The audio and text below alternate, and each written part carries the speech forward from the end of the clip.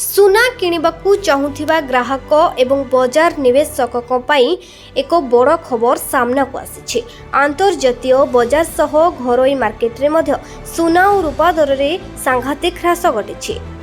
ଗତ ରବିବାର ଦିନ ସୁନା ମୂଲ୍ୟ ଗତ 6 ମାସର ସର୍ବନିମ୍ନ ସ୍ତରକୁ ଖସି ଆସିଛି।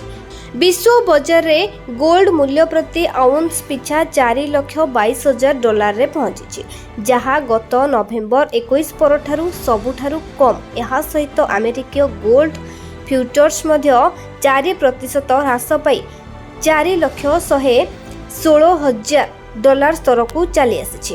ମାର୍କେଟ ବିଶେଷଜ୍ଞଙ୍କ ଅନୁଯାୟୀ ଏହି ଦର ଖୁବ୍ ଶୀଘ୍ର $4,000 ଆଡ଼କୁ ଗତି କରୁଛି।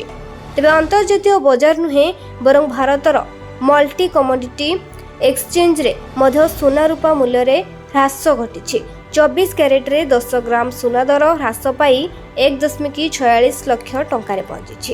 ଅପରପକ୍ଷରେ ରୂପା ମୂଲ୍ୟରେ ପ୍ରାୟ $5,000 ବଡ଼ ହ୍ରାସ ଘଟି ଏହା ପ୍ରତି କିଲୋଗ୍ରାମ ପିଛା $2.30 ଲକ୍ଷ ଟଙ୍କା ପାଖାପାଖି ହୋଇଯାଇଛି। ରୂପା ନିଜର ସର୍ବୋଚ୍ଚ ସ୍ତରରୁ ପ୍ରାୟ $2.2 ଲକ୍ଷ ଟଙ୍କା ଶସ୍ତା ମିଳୁଛି।